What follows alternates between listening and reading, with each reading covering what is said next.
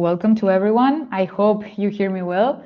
My name is Idoia and I work here at LABASAD. Today we're presenting our masterclass, Words That Bloom, Illustrative Lettering with Gemma O'Brien.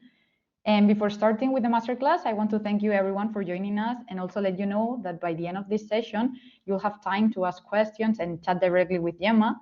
You can connect your camera and microphone or ask them in the chat. But first, I'm going to give you a brief introduction about our school for those who don't know LABASAD yet. We are the only exclusively online design school that has a 100% live format. This gives students an in-person experience in an online format. This is how we guarantee such a unique, high-quality learning experience. Here are some key stats about LABASAD. 94% of our students recommend LABASAD. More than 3,000 students have studied with us. We come with more than 250 instructors who are professionals currently working in their field. We have students from all around the world, such as Germany, the United States, Spain, Italy, Mexico, and more. LABASAD was recently featured in international media, such as Creative Boom, It's Nice That, and Design Boom, which you can check out on their sites. What are the benefits of studying at LABASAD? Here are some. All our instructors are currently working in their field, and all of them come from all around the world. We accompany our students throughout the program, so they are never alone in their experience. Students can access different opportunities, such as masterclass, workshops, networking, participation in awards, group follow-up sessions, LABASAD Live, and much more. The next call for application starts in May 2024, and if you want to get more information, you can send an email to info@labasad.com. You can also get in touch with us by phone or through our socials, where you can see projects by the instructors, LABASAD students, and other news. And now I introduce you to Gemma O'Brien, an internationally renowned designer and artist known for her bold graphics, illustrative lettering, and murals. Give me one sec.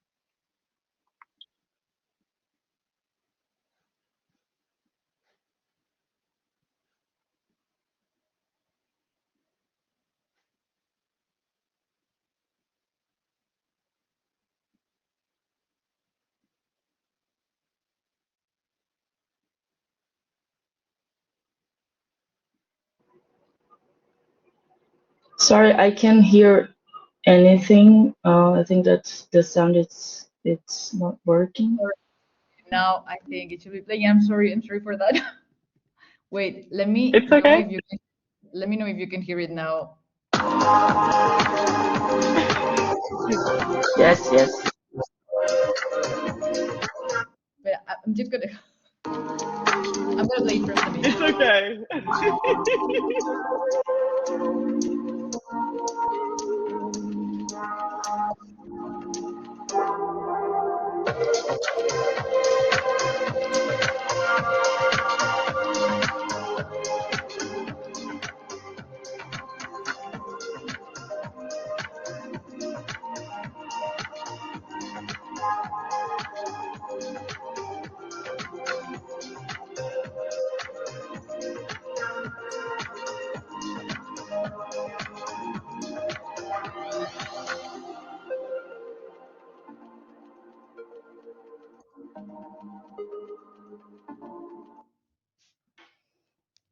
Okay. Sorry for the Success. little incident. And now, well, it's over to you, Gemma. Awesome. Thank you so much. Can everybody hear me okay? Yes.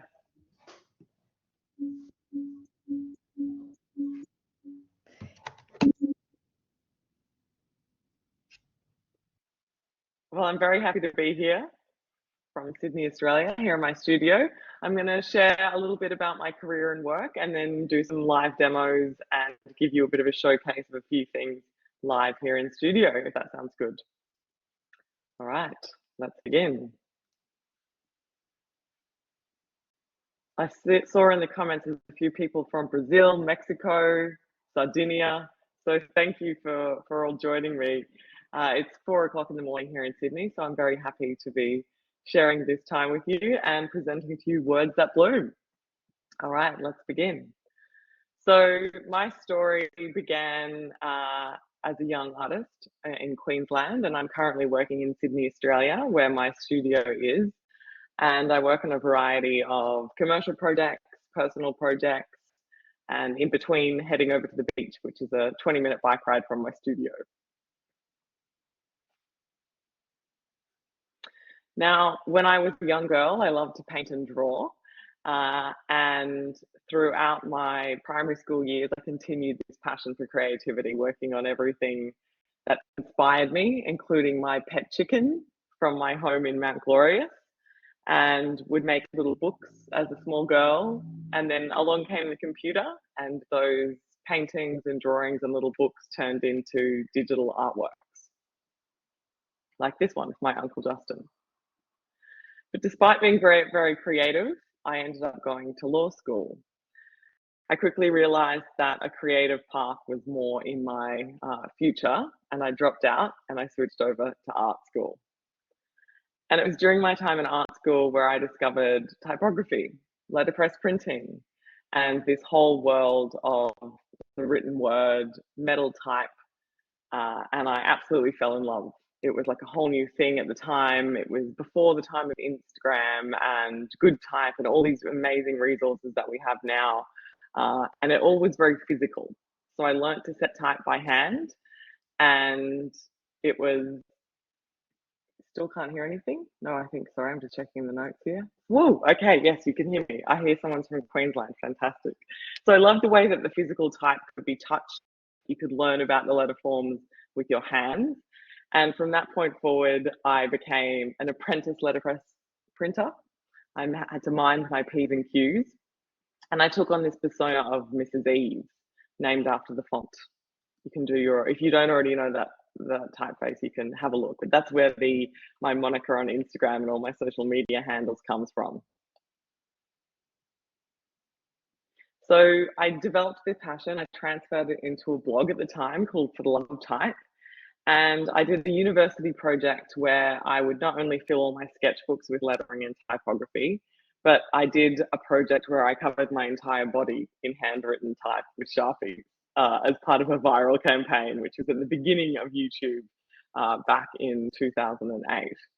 And this project got seen by the marketing manager of Font Blog over in Germany, who critiqued my blog and my work and wrote an article called Amateur Designer and Hat Sex mit Buchstaben. And it was quite critical of my work as a young designer from Australia. But a lot of the design community in Germany came to my rescue and suggested that maybe my work was interesting as a student and it was experimental. And a few months later, I got a Facebook message from this Jürgen Siebert, and he invited me to speak at a design conference in Germany. So at the ripe age of 21, I flew over and presented an inspiring talk of my work to a big German design audience. And I hadn't even finished university. So it was quite a daunting process, but it was what kickstarted my career as a young designer. So from the blog to the stage over in Typo Berlin, I came back to Australia and I wanted to get a real job. So I was an intern at Animal Logic for a number of years. I kind of learned the ropes of the big design worlds and how they all operated, but it was still very digital and my heart was very much in an analog place. So when a project came along at the company I was working for to do something that was a little bit more watercolor, a little bit more working by hand, I embraced it. And that was when I realized that I thought that analog was probably more where I was suited. That company then ended up going bankrupt that I was working for, got subsumed by Animal Logic, and I found myself with no job. So as a young designer, I thought if there was ever a moment to go out on my own and start my own design practice, it would be that time when I lost my job at the big company. So I decided to turn my attic where I was living into my design studio.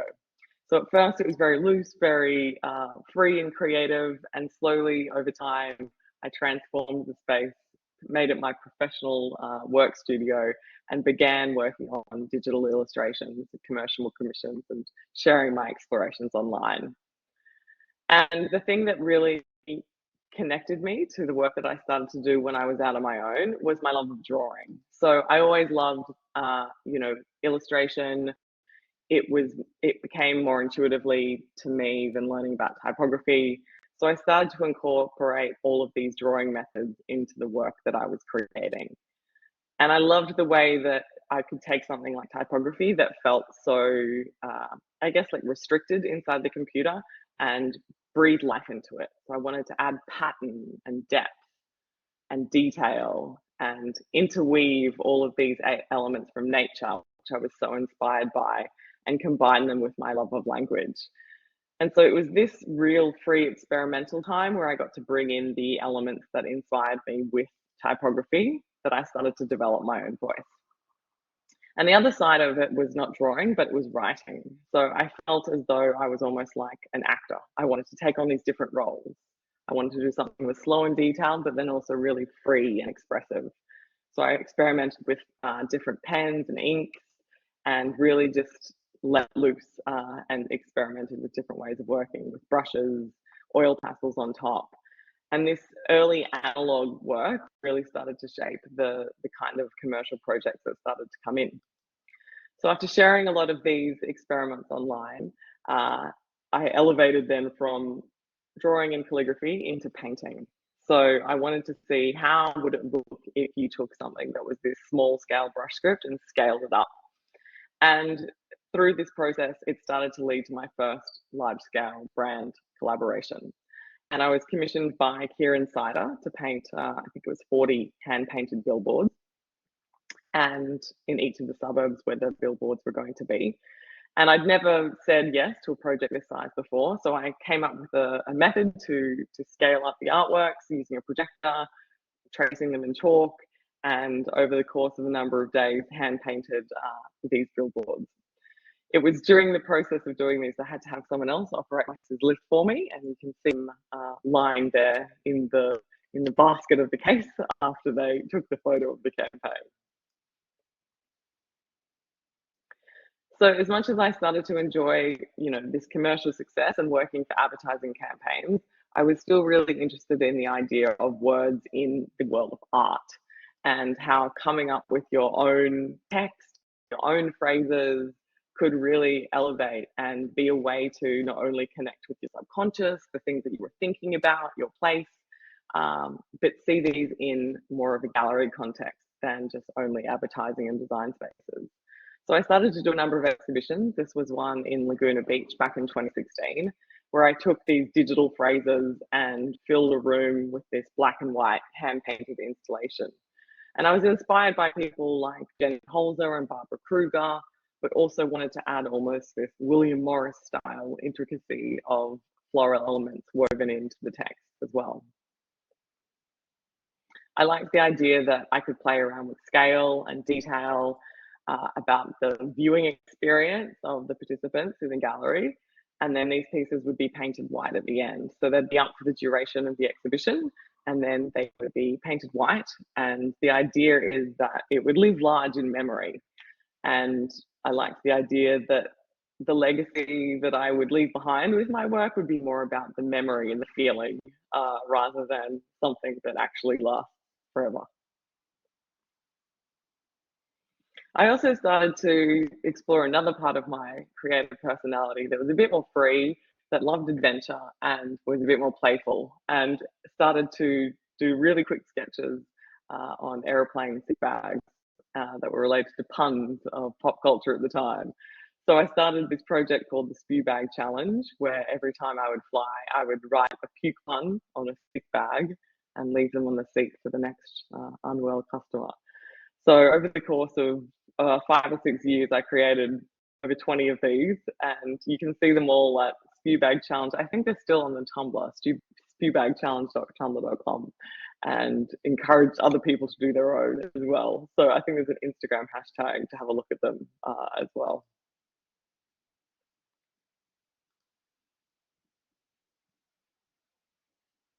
So technology has always been a big shaper in my work.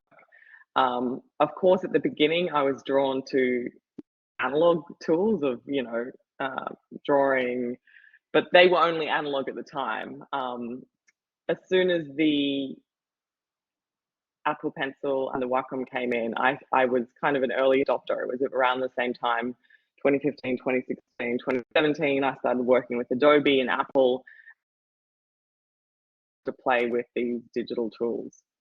And what started to happen was that, having previously worked mostly in black and white, that suddenly the ability to quickly play with color just exploded my work into this new realm. An unintended consequence, I think, of working with technology that I didn't see would happen. So suddenly I was playing around with these really bright, hypersaturated hues. I was able to experiment with color quite quickly, and it really gave a new dimension to my work that I don't think would have happened as quickly if I'd only been working in pen and ink or drawn by hand.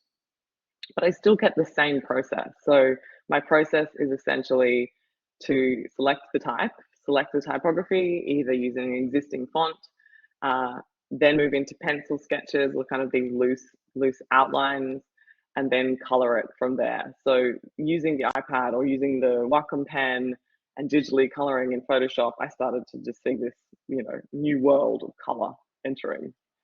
So you can kind of see how it would translate then from the initial pencil sketch into the color form and then onto the packaging. This was for the toilet paper company Who Gives a Crap. Christmas toilet paper packaging that came along.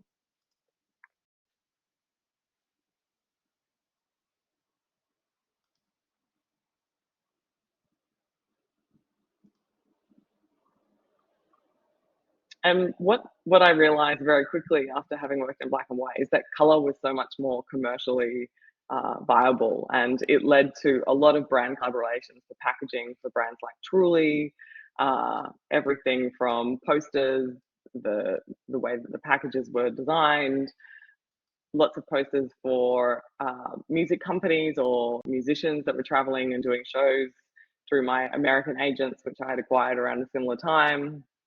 Pop sockets.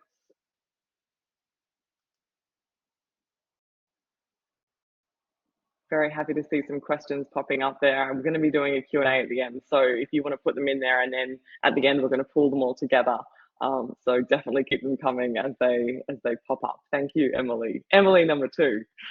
But these patterns as well, I started to kind of take it to explore the next level, I guess, of incorporating some more of abstracted forms, including geometric shapes, as well as more of these natural forms as well. So everything from packaging, Porsches. I started to also incorporate some of the calligraphy into some of my commissions for brands like the New York Times. And after about 5 or 6 years of working in color, I had this amazing experience of kind of checking off what I thought were these design goals of mine, having a billboard in Times Square, working with big brands like Google and Apple. And, I think as a young designer, to imagine my work in these spaces was a dream come true. And I loved that process of kind of slowly building and expanding my work, not only to my own standards of success, but what I thought were, the graphic design check boxes of success. This was for Tiffany & Co. over in Shanghai for their new flagship store, a hand-painted installation that went through all of their stairwells. And a lot of my experimentations in more of the art space would then lead to brand commissions as well, including the campaign for made behind the back campaign for Apple. So one of my big dreams was to always elevate words to art and kind of have a space where I could explore working with text. Pretty much, you know, as a young student, I thought, imagine in working in this design studio, working with all forms of typography in all different ways. And it seemed like a bit of a pipe dream. But after working for these big brands and exploring these different projects, this dream kind of came true. And I had my own studio space, and I imagined that all I would do would be paint the walls and experiment and, you know, have this real freedom that you achieve when you reach your goals. But what ended up happening was, after working on 1 or 2 exhibitions in the space and, you know, starting to paint and starting to reincorporate my own text back into my work and be a bit freer, I really enjoyed this process of getting into the rhythm of painting without, you know, a brand or a client telling me exactly what to do. For the first time finishing this exhibition in this new space, I experienced my first form of creative block. It coincided just before the pandemic hit, so it was kind of about a year beforehand. I think there was also an influence of technology, because so much of my workflow had been influenced by gathering images online and being inspired by this really fast pace of visual media that was coming into my orbit. And I really just wanted to reconnect with something a bit more analog. And as a result, I kind of just stopped. I stopped painting, I stopped creating. And I think that one of the biggest lessons I learned from that was that even if you don't have a project happening or a commission, that to keep that creative routine and to keep that momentum and that energy, even if it's very low level, is like highly important for your creative practice.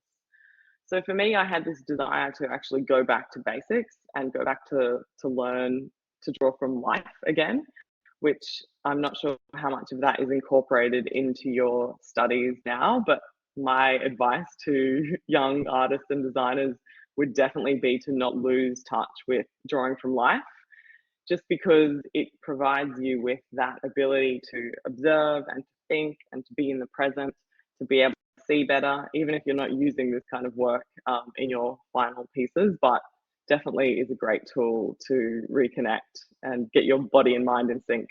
Everything is very digital.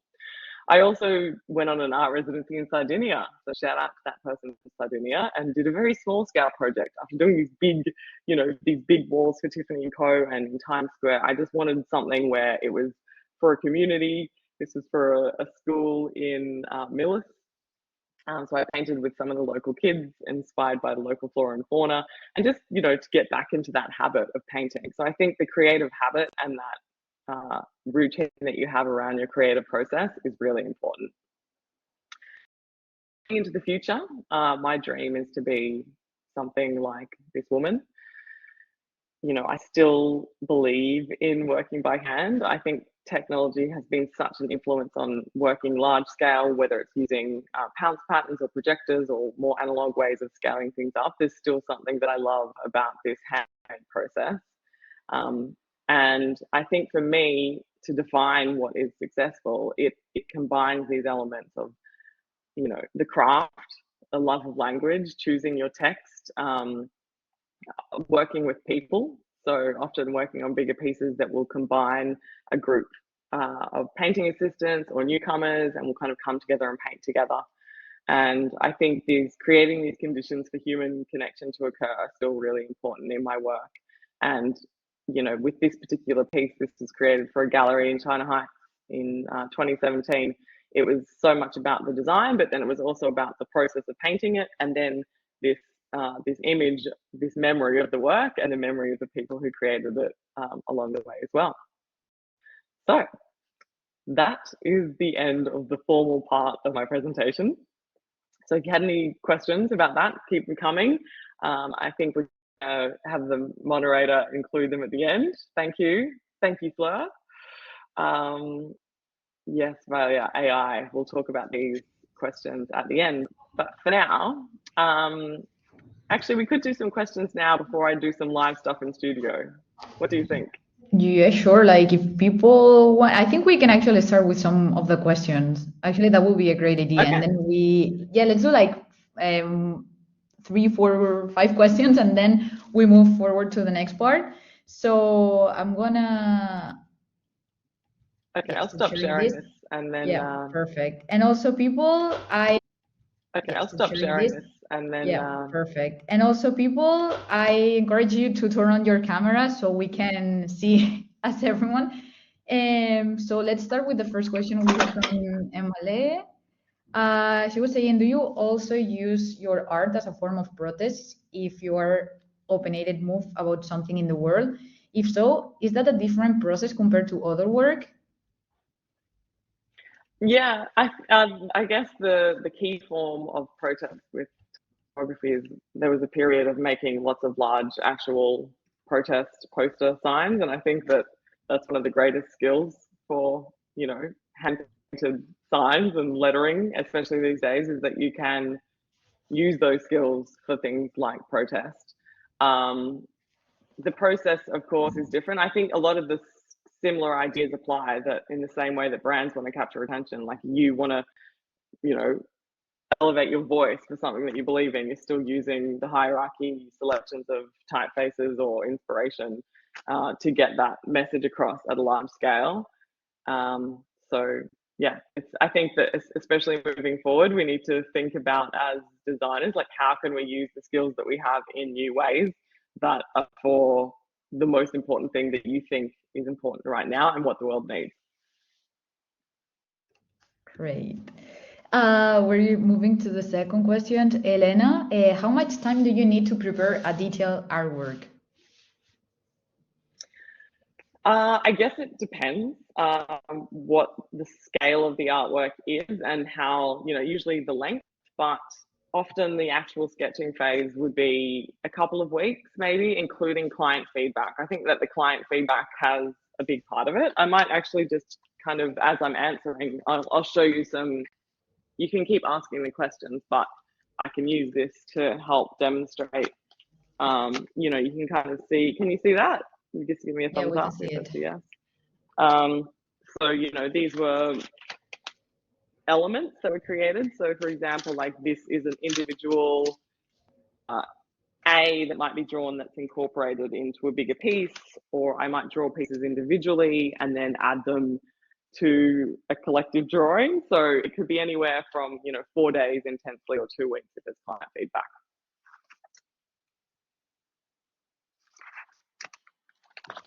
Okay, so while you keep showing your work, I'm gonna keep moving on the next question if you're okay with that. Yeah. Okay, so how do you know when an artwork is finished, especially when working with that many small details? Question from Anja. You know, it's funny, like, you know, obviously the works are really complex and have lots of elements. I guess there is a gut feeling when it feels balanced. And like most things, you find it and you lose it, and you find it and you lose it. Sometimes the deadline helps to determine when it's finished. But often there's just a gut instinct, like that it feels complete and it feels balanced. Um, if you can see there, that is the underlying kind of wireframe for that joy installation. So often it's just playing with those idea of balance and harmony. That's how I know when it's done. So one more question. How did you approach your first clients to get jobs without prior experience? Was it hard to find freelance jobs by yourself? I'll just bring my face up to answer this. Look, I would say in the early stages, it was a combination of three things. One was sharing my experiments on social media. I think it's a different landscape now because it's very saturated. Back then, there was a bit more, it wasn't as saturated. So, you know, share your experiments, share the work that you want to get asked to create. Don't share anything if you're like, I don't want to do that. I started working with an illustration agent, and that was a form of getting work as well. However, I think ultimately now that there are so many independent artists that aren't working with agents that are really successful or have found a groove, that that's not essential. I think making work that is high quality is more important than having an agent. And then the third one is, you know, networking, and not necessarily networking at design events, but just being connected to all sorts of people that could potentially, you know, potentially be clients and be genuinely interested in the world. And that might connect you as well with people who are interested in commissioning your work. Great. And now, if you want, we can move forward to the next part, or you want to keep asking, like answering. You can keep on asking questions. Yeah? You can keep on answering questions, and I'll just continue to kind of show my sketchbook, but it might help to guide it. So Okay, yeah. I'm gonna leave one of the artificial intelligence questions for later because I think you've got something about that. Yeah. So from Marlies, how do you choose your color palettes? Ah, perfect. Okay, I'll show you actually. I'll basically answer the question by showing and tell. So when I'm selecting my color palettes, I might just bring this up and move back. Can you see that there? Yeah, we can see it. I was often quite scared of color at the beginning of my career. I just felt like I didn't have color theory or knowledge. And so the truth is that my method was more about just, you know, gathering visual references and looking for existing color palettes that I was drawn to and using that gut instinct of what I thought looked great. So you can kind of see here collected images. This was then my final illustration, so how they come together. You know, working within like a blue color palette, again, just finding reference elements and then color picking them. Often I found it easier to work with limited palettes. So if there were projects that came along, sometimes a brand might provide an existing palette or trying to attract a certain mood. I think now that have a bit more experience working with color, I'm interested in kind of more subdued approaches. Like a lot of the initial color work I did was like really hyper saturated and bright, that reflected, you know, that moment of doing everything on screen. But that, you know, now I like the idea of exploring some more subdued tones and that kind of thing as well. Well, love that sketchbook. So I think we've got another one from Emmy. There's a lot of references in patterns, fashion, 60s, 80s. Do you have a list of influences inspiring artists to follow that made a great impact on your work? Sure. I guess like a lot of my influences come from a mixture of art and design and fashion as well. You know, I loved James Jean's work. You can probably see the influence of his kind of his fluid, flowing arabesque line work in a lot of my work. He was a big influence. I think he's from Barcelona. Alex Trochet, of course, was a big influence in the early stages of my career. We have the same agent in America. He's awesome. Took him for a swim in Sydney once when he was visiting. I used to love Yayoi Kusama when I first started out. She's become so popular now, but obviously the dot influences in my work as well. Gosh, I have so many favorite artists. If there's any others that I think of along the way, I'll share them. But that's also what, you know, collecting, like a lot of this work here is just pulled from my saved photos on Instagram. I kind of printed them all out and wanted to see this physical reference. So you probably recognize some of these artists there as well, like Wenna from the UK. She's amazing. Hattie Stewart. So yeah, I'll make a list if there's any extras that I haven't thought of. But yeah, perfect. That would be great for all of us. So next question from Frank. Could you explain a little bit about your creative process? Yeah.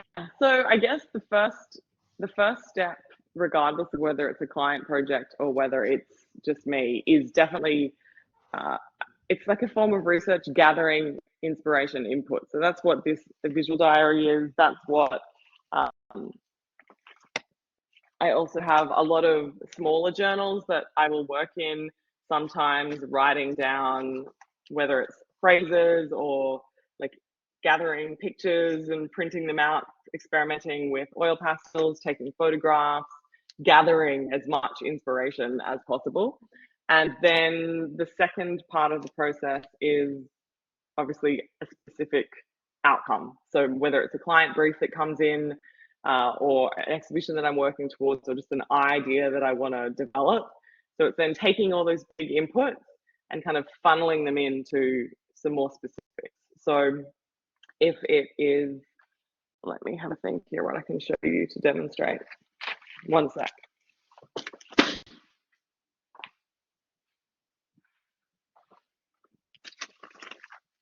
So like this piece here, for example, this is a project where we were told the brief was to use 3 colors. It was a screen print. It was for a project in Portland. And you can't really see it's very hidden in there, but the word lucky is hidden. So I then went back to all my resources, back to my photographs that I had collected of nature, and then would start to draw certain elements. So I might take these elements to incorporate with the typography, sometimes actually drawing individual letters, or in this instance, setting the type digitally and incorporating the illustrations. Then I'll move into color. If the final output's something like this, I'll send a digital file. If it's a mural, it will then be obviously transferred to the wall. And that will be either using pounce patterns or using a projector to scale it up and then painting it with the team. So that's loosely the creative process, but then there's so many other rogue bits in between, but that's the general idea. Wow, great. So next question from Paloma. How is your process when working on a wall? And do you use a projector, which you actually just answered? And how do you tackle big surfaces? Sure. Well, you know what? While I answer that, I might actually do a painting demo. I'm just going to incorporate the live stuff into. Yeah, sure. I mean, obviously a lot of these pieces are, you know, not the size of a mural, but the process is essentially the same. So I'll take the sketch.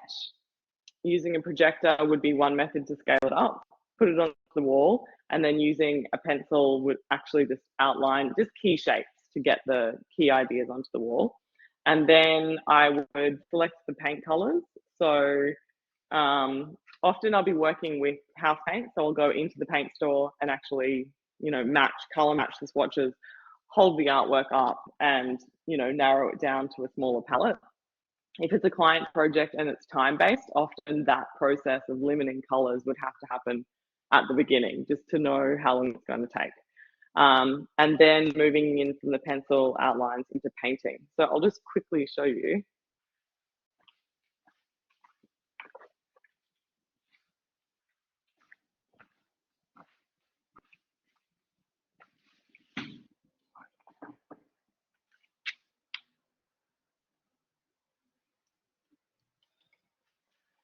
So when I first started to do like only black and white murals, I would exclusively use this particular black paint it's very matte, it's a matte finish for interiors only. It's called Jo Sonia. It's actually an Australian paint, not sponsored, but it was very easy, kind of like a single coat. Often when you're working on murals, you need to think about how many coats each color of paint would use. I don't really use aerosols at all, so everything is paint and brushes. So often, you know, reds or lighter yellows might need multiple coats, which can, you know, triple the time of painting. But with the black and white, often it's quite easy. I don't know if you can see there, but you can get like this really kind of like a tapered line.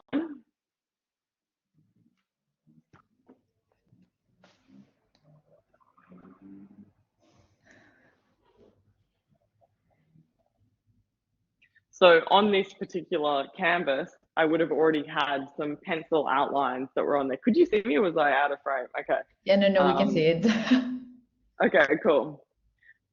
So that's like, you know, a micro section, like a mural might be 20 times of those tiles, but the process is essentially the same, but scaled up. And often I found that actually painting bigger for me and my team of painters would be faster than painting really small, because you can kind of get away with larger strokes quite quickly. Oh, great. Another question from Valentina. How did you find your personal style? That's a good question. I'm just gonna have a sip of water. I think with style, it's a combination of like your natural creative inclinations. Like if you think back to when you're a 6-year-old kid, you know, what are you interested in? What are you drawing? What are you making art about? And often there's some of that spirit that comes through without you even knowing it. So when I look back, like I think, oh yeah, as a 6-year-old, I was like in the garden, or I was like playing with my pet chicken, or in nature. And I never thought, okay, that's going to be in my work, but it was just naturally what I gravitated towards. So you've got your own interests, your background, your story that comes into your style, then the things that you love. So the other artists that inspire you, or the things that you're drawn to, or the things that you see, those interests also shape your style. I think your skills and your techniques and the tools that you use shape your style. Like I started to notice when, you know, the iPad come along, it started to change. Like it started to make my work a bit more graphic. And so there's ways that you can like change your style according to the tools that you use. If I want to go back to being more analog, I have to be more conscious of that. And then there's also the time and culture and place that you're in, you know, the trend. Like if you get commissioned to do certain things, so much of my work started to get shaped by the other art directors or the other people that are involved in the work that you make. So there's all of these factors. And I think the only way to really see it is to create lots of work, like to continue to make work that you're inspired by. And then looking back, you know, it was only after maybe 5 to 10 years of making work that I could actually look back and see, okay, of all these projects, these ones I feel like are my favorites or represent me. And I could see the common thread sometimes without even knowing. So I don't think you need to think too much about what your style is, but just make stuff that you think feels good and it will naturally come out. Great. So you want to keep on going with the questions, or you want to move? Yeah, if there's questions to be asked, there's just a Yeah, couple. there are Someone said, "Could actually you many. Let's keep on. If everyone's happy, let's keep on doing the questions, and I'll just gradually show pieces as the questions, Okay, you know, perfect. need. So the next question is from Rajat. When you mentioned practicing, even though it's not for a commission, did you still try to push yourself to be more creative then? Or maybe just sit back and focus on staying consistent? I think about my practice in like 3 parts of my career. Stage 1 was like the passion. Like maybe some of you are in this now. Like you've begun a new study. You've decided to, you know, pursue creativity. And so you're like fueled by this like new desire. And so you naturally want to keep on making, or at least I do. It was just like, it was innate. So that happened with a lot with the calligraphy. So, you know, often when you go to classes, I found as a student, like you get told to practice, you know, the calligraphy, the alphabets, and you'd practice in that way. But for me, I found the best way to practice was actually to like, you know, to write lyrics that are meaningful to you, or like write someone's name as a way of practicing, as opposed to, you know, just rote learning everything. So that was at the beginning. The second part was practice came from being busy. So doing lots of projects, you're just in the habit of making, because I was commissioned to do projects. I think both of those two are the easiest ways to keep on working, because 1, you're passionate, it's new, the novelty. 2, you're getting paid to do a job, so you want to keep on working, so you're keeping up the skills. The third part is when you have to do practice without a strong like fuel source, like a strong motivator. So maybe it's like you're trying to get intrinsically better within yourself, or, you know, for me, there was a big period where so much of my work, I'd shared it online, and it was so fueled by the instant feedback of comments or likes, and that process, which I think is great when you need that boost. But for me at that moment, I was like, I don't want to rely on this as my creative fuel source. I want to be able to be intrinsically inspired and to trust my gut when something's good, not when X number of people like it. And so that was when I went back and started to learn to draw again and to start to come up with my own processes. And so that practice is more deliberate. It's like fitness, you know, if you want to keep on maintaining a certain level, you do have to increase discipline, which I think can sometimes be hard for creatives. We've got a next question from Sarah. Can you share some advice for artists who are starting an artistic career on their own? Yes. Well, one, congratulations. And, you know, I think to choose to be an artist is a hard decision. You know, for many, many, many years, like because I studied law and then dropped out and I studied design, but I always, you know, saw myself as an artist or thought like an artist and worked between art and design. But so one, good on you for making that decision. Two, I think like anything that you do on your own, it's going to be extra challenging because you have more to do. You have more to think about. You're in charge of every aspect of your business, especially at the beginning. You have to be resourceful, you have to be creative, you have to make the work, you have to do the business side. It's a lot, but the rewards of doing that yourself are so great that you can, you know, even if you feel as though, oh my God, this is so hard, just have a little way of tracking progress or tracking small wins, even if it's like, you know, you got one client here, or you completed one project or one thing that you wanted to do, or you decided, I'm just going to do this 1 hour a day.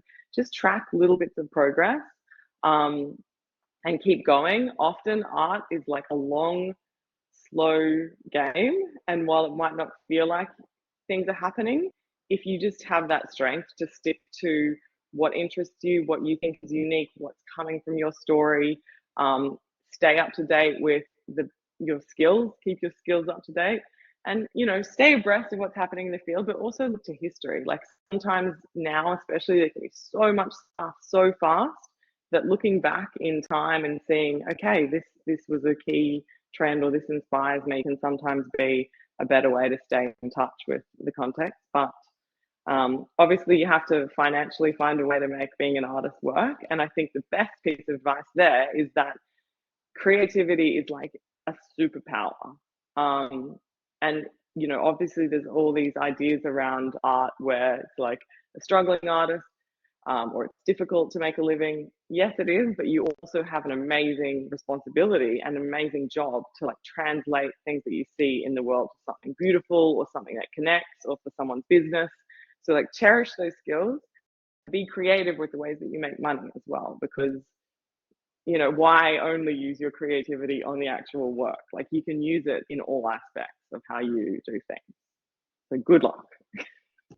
Wow, that was an inspiring answer, honestly, especially for people who decided to switch to any like artistic field. So no, that was great. By the way, I just want to like remind people that if you want to connect and chat directly with Gemma, you can also do it, because I see that people are just like putting the questions on the chat, but maybe like anyone want to connect the camera and microphone and do it by themselves. So if you want to do it, just raise your hand and feel free to do it.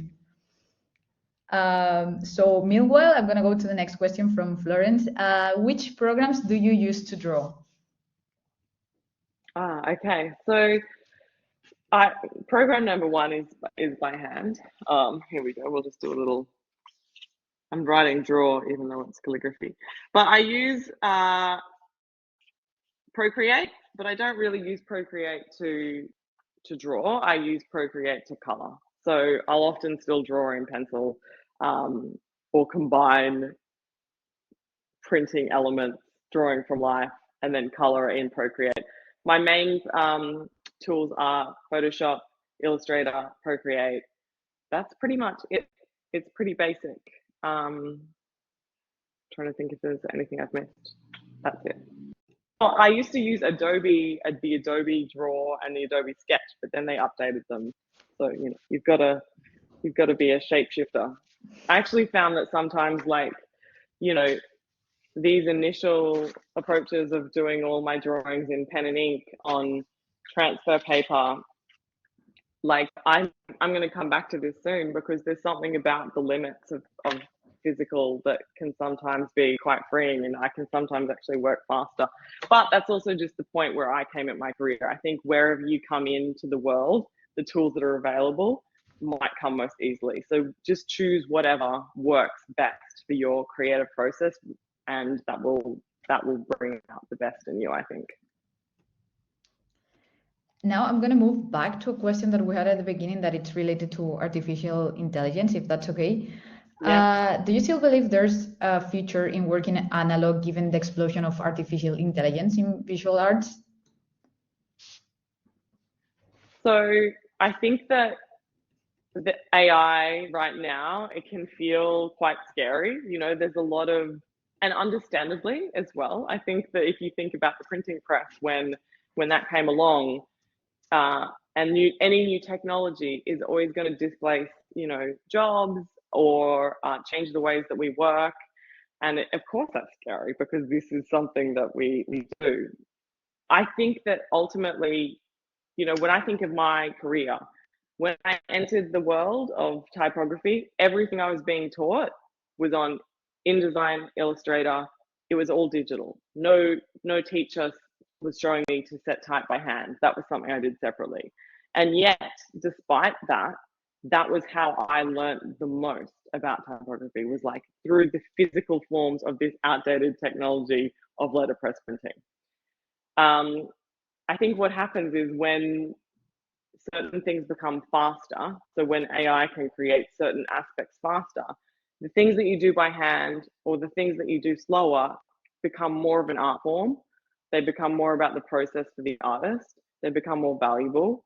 If you think about how we use language in text message, you know, there's still these beautiful poems that are written. There's still beautiful books, but we use fast text messaging as this different way of language. So there's always going to be multiple forms. We're just in this moment right now where there is a huge shift happening extremely quickly. And I'm of the opinion that like fear is never productive. Like, of course it's natural, but I think that the way that I've approached AI is, okay, like what parts of it do I fear and where can I get more knowledge? So like listening to podcasts or listening to materials about it. Two is, how can I actually use it to, you know, help my creative process? For me, it's more in coming up with phrases and text and chatting and bouncing ideas rather than actually getting it to do any work for me. And if you've experimented with anything with typography in AI, you'll see that there's still a long way to go in terms of, you know, letter spacing and like super fine craft. The craft of typography is quite nuanced and still requires a human eye. So use this period right now to explore, but also like your story, like as artists and individuals, like no one is you. Of course you can repeat styles and you can repeat processes, but bring in as much of yourself into your work so it feels unique. Will there still be analog? You know, I did notice that over my career, I couldn't work as fast if I was working by hand. And often I started to incorporate more digital drawing to accommodate this fast turnaround of client work. But I think that if you continue to keep those analog processes, they're really important to feel human. They're really important to connect your body and mind. It's just like a whole other way of being. So I would recommend keeping them in whatever form that might be. And it's just like anything, you choose when to switch. You know, cars are around and I still choose to ride a bicycle as my mode of transport. So everything can coexist at once. That was a very long answer, but I hope. But don't worry, it's fine. It's fine. I mean, you answered the question. I'm sure, like that was a great answer, honestly. So we've got. I'm not sure if that's a question, but we've got a message from Shahad that it says like, I'm not really sure how to be creative. I always find myself mimicking other designers' work, and I want to be independent and not rely on other designers. So I guess she's asking for like a tip. Sure. Well, firstly, don't feel bad about being inspired by other designers. Like, that's how it begins. You know, like, how do you end up studying design in the first place? Maybe it's because you naturally feel creative, or maybe it's because you see something by another creative and you're drawn to it. I think imitation is how we learn. Obviously, there's different circumstances. Like, so much of my work is inspired, and the techniques that I learned was by finding a way to imitate the work that you like, but then to make it your own. So there's a story in typography and type design where if you see, say for example, a font that you like, on day one, you trace the font. You trace exactly over the top. On day two, you draw it while looking at it next to it, without tracing. And on day three, you have no reference and you try and draw it from memory. And it's in that third one where you're drawing it from memory that perhaps there'll be something of your own hand in it, and use that for the starting point. Get multiple design sources. Don't feel ashamed about being inspired by other people's work. Just keep on expanding the things that you're drawn to and combine multiple sources. All of art and design history is built on what has come before, and it takes a long time to create something that feels like uniquely yours. Like when I think about this kind of style that started to, this whole words that bloom, this idea of incorporating letter forms or like fonts that is heavily embedded in illustration. Like, to get to that point with my work, it took, I think, 6 or 7 years without knowing. Like, I didn't have in my mind, like, I'm going to create something like this, or, I'm going to have this sans serif style and I'm going to always repeat it in a particular way. It just was something that I gravitated towards, and it slowly started with references and then became its own thing, kind of like, grew itself. So just keep on going. And, if you ever feel like, if you're ever questioning your creative process, just be curious about it, or like keep journals and write things about it, and then keep on making. Don't let it halt you, because otherwise, you'll get creative block. Yeah, and of course, everything is about the process, isn't it, in the end? So, so we're gonna have time just for a couple more questions because it's already 57. So I'm sorry for the rest, but I'm gonna just ask the next two, and that'll be it for it. So we've got a question from Danny. What's the process is transferring something to its final large format? Do you use a grid? And are there tools you use to maintain the correct shapes, such as circles? So the number one process I use is projector plus measuring. So if I'm projecting, you don't just, it's like anything, you don't use technology without like thinking about it. So I would never just project and be like, okay, it's doing the job for me. It's always like measuring the artwork. It's kind of like an upgraded version of the grid. And so you have to know, like, is the wall flat? Is the wall angled? There was this one particular project that I did at the Google headquarters, and the artwork was in the corner of a room. So I projected in one part and then manually distorted it in Photoshop while it was on the wall with rulers and with grid guides to check that it was correct. If there's anything like letter forms, I'll then measure them as well. With perfect circles, I mean, in the Joy mural, that one, the process of transferring is usually the most stressful, because with the typography, obviously you want to make sure it's correct. And you can also use a pounce pattern. So this is the old sign painters technique with pouncing, where you make tiny little holes in the artwork. You print it at 100% and then transfer it with charcoal.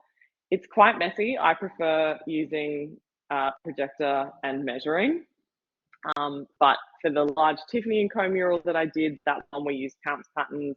So it really depends on the process. And if you do want to start working large scale, there's plenty of artists and street artists who I've spoken to who don't use any of those things at all, and just either use a grid or will take a photograph and do little marks on the wall.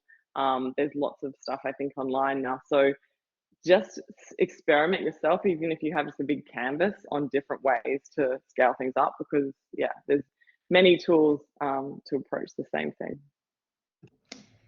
And do you still have time for one more question? Or if you Yeah, said let's that's do it? one more question. Okay, Yeah. so we've got one more that do you typically add artist signature to your painted murals?